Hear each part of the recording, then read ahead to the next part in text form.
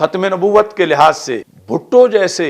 وزیر اعظم کی اسمبلی میں مولانا شاہ احمد نورانی صدیقی رحمۃ اللہ علیہ ماڈرن دنیا میں پاکستان کی پارلیمنٹ میں بیٹھ کر آپ نے وہ کردار ادا کیا کہ جو دوسرے ممالک کے لیے بھی مشعل راہ بنا۔ جس وقت قادیانیوں کو غیر مسلم اقلیت قرار دینے کا مسئلہ تھا، آج ہمیں پتہ چلتا ہے کہ یہ کام کتنا مشکل کام تھا جو مولانا نورانی رحمۃ اللہ علیہ کر گئے کہ آج جن قادیانیوں کے خلاف کوئی بیان دے تو ایف آئی آر کٹ جاتی ہے، ان قادیانیوں کو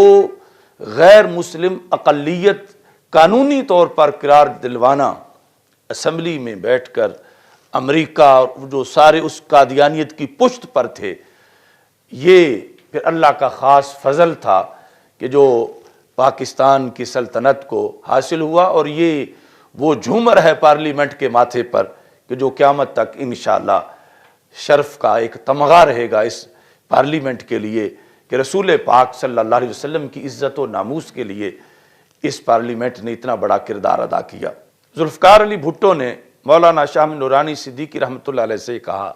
کیونکہ ظاہر ہے کہ یہ جو نام نہاد سیاسی ہیں محض ووٹ کے مرید، ان کے نزدیک سب سے اہم چیز ووٹ ہے اور سب سے بڑی مجبوری ان کی ووٹ ہے، اور ووٹ انہوں نے ہر کسی سے لینا ہوتا ہے، اور اگر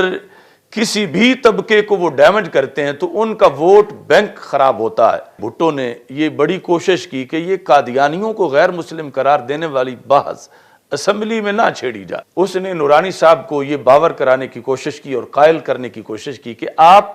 ٹھیک ہے، آپ کا ایک مسلک ہے، ایک عقیدہ ہے، ایک نظریہ ہے، تو اس کے مطابق آپ پارلیمنٹ سے باہر مدارس میں، مساجد میں ان کو جو کہتے ہیں کہتے پھریں، لیکن یہ پارلیمنٹ کے اندر آپ یہ بحث نہ لائیں۔ یہ فتوے دینا کہ فلاں کافر ہے، فلاں کافر ہے، یہ مسجد کا کام ہے، یہ مدرسہ کا کام ہے، یہ پارلیمنٹ کا کام نہیں۔ یعنی یہ اس وقت بھٹو کی دلیل تھی، اور آج تو ہمیں کہتے ہیں نا کہ یہ مسجد کا بھی کام نہیں، لیکن اس وقت ابھی بھٹو کی سوچ یہ تھی کہ مسجد میں کہہ لو، مدرسہ میں کہہ لو، لیکن یہ تو پارلیمنٹ ہے، تو یہ ایک پورا ملک ہے، پھر انٹرنیشنل برادری ہے، پھر ہمیں دنیا کیا کہے گی؟ پارلیمنٹ میں یہ قرارداد پیش نہ کریں اور نہ ہی منظور کرائیں، چونکہ جب پیش ہوگی پھر امتحان ہوگا کون حمایت کرتا ہے کون نہیں کرتا۔ تو مولانا شاہ احمد نورانی صدیقی رحمۃ اللہ علیہ نے بھٹو کو جن لفظوں سے قائل کیا کہ بھٹو جیسا آزاد خیال بندہ بھی اس عین مذہبی ایشو پر ڈٹ گیا اور بالآخر قادیانیوں کو غیر مسلم اقلیت اسمبلی میں قرار دلوایا گیا، تو آپ نے فرمایا کہ ذوالفقار علی بھٹو تجھے منتخب کیا ہے ان نمائندوں نے جن کو عوام نے ووٹ دے کے منتخب کیا، تو ان بندوں کا منتخب ہے، اور حضرت محمد مصطفیٰ صلی اللہ علیہ وسلم اللہ کے منتخب ہیں،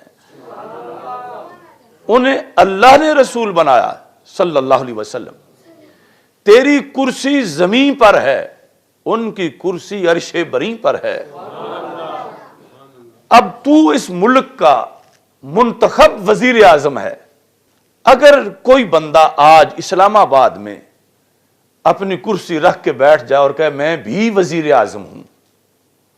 تو آپ یہ کہو گے کہ کہتا پھرے کوئی بات نہیں، یا اس پر آپ کوئی ایکشن لو گے؟ اس نے کہا میں ایکشن لوں گا، میں منتخب ہوں، پوری قوم نے مجھے منتخب کیا ہوا ہے، اور میرے ہوتے ہوئے جو کہے کہ میں بھی وزیر اعظم ہوں تو میں کہوں گا، بولوں گا۔ آپ نے فرمایا کیا بولو گے؟ کہنے لگا میں کہوں گا یا تو یہ بندہ غدار ہے یا پاگل ہے، ان دونوں میں سے ایک بات ضرور ہے۔ تو مولانا شاہ احمد نورانی نے فرمایا تجھے لوگوں نے منتخب کیا، ختم نبوت کے منصب اور خاتم النبیین کا مرتبہ ہمارے آقا صلی اللہ علیہ وسلم کو اللہ نے دیا، اب تو ایک چھوٹی سی کرسی والا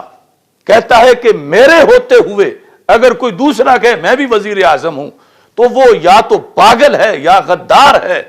تو فرمایا ہم تو اس سے کوئی اور فتویٰ نہیں لینا چاہتے، یہی پوچھنا چاہتے ہیں کہ حضرت محمد مصطفیٰ صلی اللہ علیہ وسلم کے ہوتے ہوئے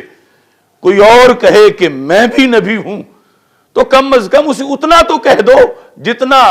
اپنی وزارت عظمیٰ کے لحاظ سے اپنے مخالف کو کہہ رہے ہو۔ تو اس نے کہا ہاں یہ تو میں کہوں گا کہ سرکار دو عالم صلی اللہ علیہ وسلم کے ہوتے ہوئے جو کہے میں بھی نبی ہوں وہ پاگل ہے، وہ غدار ہے۔ تو آپ نے فرمایا یہی ہم تحریک چلا رہے ہیں،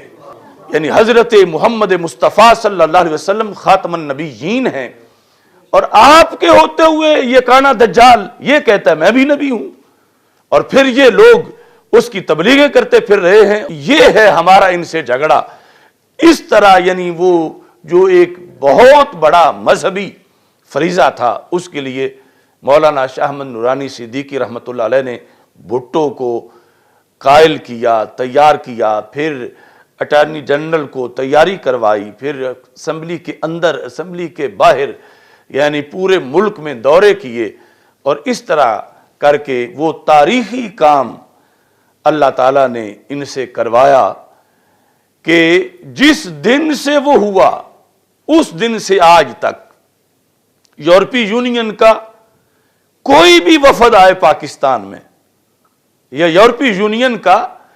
جب بھی کوئی اجلاس ہو پاکستان کے حوالے سے تو اس میں یہ بات سر فہرست ہوتی ہے کہ یہ جو قادیانیوں کو غیر مسلم اقلیت قرار دلوایا گیا ہے پاکستان کی اسمبلی سے کسی طرح اس کو واپس کروایا جائے۔ یعنی وہ آگ لگائی باطل کے خرمن کو مولانا شاہ نورانی صدیقی رحمۃ اللہ علیہ نے کہ اس کو بجھانے کے لیے دن رات امریکہ اور اس کے حواری لگے ہوئے ہیں، چونکہ یہ سب سے بڑے دشمن ہیں اسلام کے اور پاکستان کے یہ قادیانی جو ہر وقت سازشوں میں مصروف رہتے ہیں، اور ان کے پیچھے ساری غیر مسلم قوتیں ان کو سپورٹ کر رہی ہیں، اور پوری دنیا میں ان کو جس شخص نے نکیل ڈالی تھی اس کو شاہ احمد نورانی صدیقی کہا جاتا ہے۔ یعنی 5-6 گھنٹے مناظرے کیے یورپ میں قادیانیت پر، یہاں تک کہ قادیانی کتابیں چھوڑ کے بھاگنے پر مجبور ہوئے۔ مولانا شاہ احمد نورانی صدیقی رحمۃ اللہ علیہ نے اس انداز میں ختم نبوت کے لحاظ سے کام کیا۔